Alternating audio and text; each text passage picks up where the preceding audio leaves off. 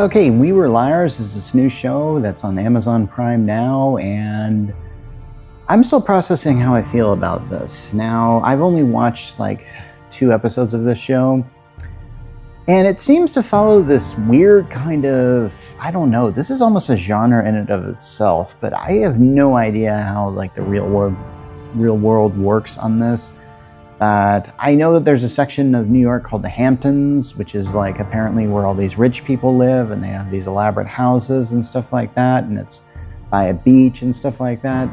I see this in often a setting in movies and television. This seems to be this sort of, I don't know, this sort of go-to place to put a bunch of rich people that are apparently very disconnected from the rest of the world,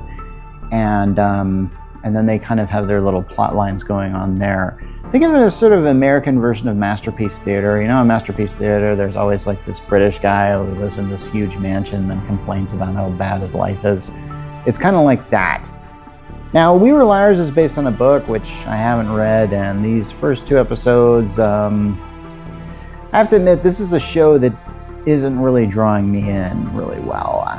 But I have to admit, 2 episodes, how can, most shows take an entire season before they finally figure out who they are and get their footing, and then stuff starts to take off.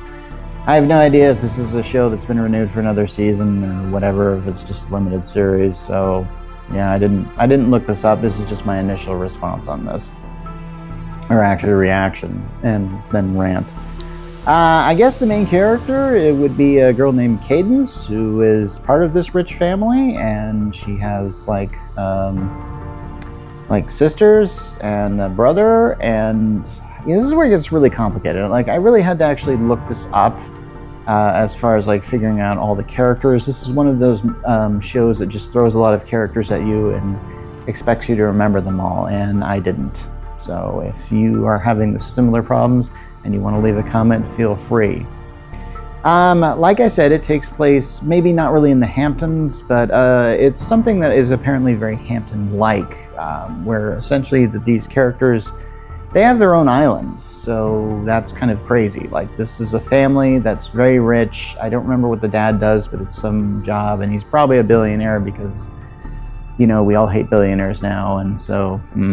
But essentially, the father is basically a rich guy, and he has 3 daughters, and then he has now some odd number of grandchildren. So, and this show follows like his daughters and their particular problems, which honestly I'm not really into, because I really feel like that the focal point seems to be on these younger granddaughters or grandchildren, rather than the actual daughters there. In fact, I had to like look up on Wikipedia to realize, oh yeah, I guess his children have names and they have subplots going on with them that I'm not really following very well, because this is one of those shows that has like a narrator, and when you have a show that's a narrator, what does it do? It gets pretentious really, really fast.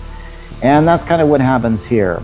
For the most part, now, this is not a spoiler here, because this show actually starts out by saying, and I believe this is the main focus of this plot, is that something that I actually that drew me in initially on this show is how you see these grandchildren remembering that their summers were spent on this island, and their summers were spent reading books, having a lot of fun, playing on the beach, and they grew up there. And I actually think like, okay, this is kind of cool, really. I kind of like the setup of this thing. So the fact that they're kind of there and they're kind of like, frolicking and stuff like that. And then it gets kind of like, I don't know, it gets kind of almost like a CW show. There's like lots of, these kids are growing up. There's this one character who's falling for a kid named Gat. Yeah, that's his name. I don't know about Gat, really. I feel like there's something suspicious about him, but at the same time, Cadence seems to love him, and he does. I forget even how they're related. I think that because I think I was told Gat was a cousin, but not really. I keep forgetting like how these characters are involved there, because there's like Cadence, and I think there's Mirren, and then there's like Gat, and there's Johnny, I think his name is. Let's see, I don't even remember, honestly. And, okay, now we're going to get into the meat of the story, and this is not a spoiler. Since this does start out with narration, the main character, Cadence, says that they've had a memory loss thing happen. Now, honestly, stories with memory loss or amnesia stories have been done to death, and you can put a good twist on them sometimes. And I was kind of hoping, I was actually watching the show to see what the twist was, because the best part about memory loss is, or using that as a plot device is, the formula for that seems to be you're seeing the character's life and stuff like that, then they suddenly get amnesia, and then you as the audience know what the character is supposed to be, and then the other characters around them have to tell that character who they're supposed to be. And that seems to be how you do an amnesia story. For me, I was watching this show and I was kind of going like, and they spent like the entire first episode explaining this character's life. And even then I still had a little bit of kind of going like, okay, what's going on here? So why is this really important? And then, so like at the very beginning, they say, during the summer, I got a memory loss thing. And then they kind of reminded us at the end of it that she had a memory loss. Like she was found on the beach and her memory was skewed of some point. So she couldn't remember what had happened. Like, I can't even remember the time frame it is. The fact is, the fact that I'm talking about this shows that maybe I wasn't really into this show. I mean, there are some shows that I watch and I kind of go like, oh, that's pretty good. And then I'm just into it. This one, I just kind of like, okay, so she's got memory loss. In episode 2, they play around with chronology a lot.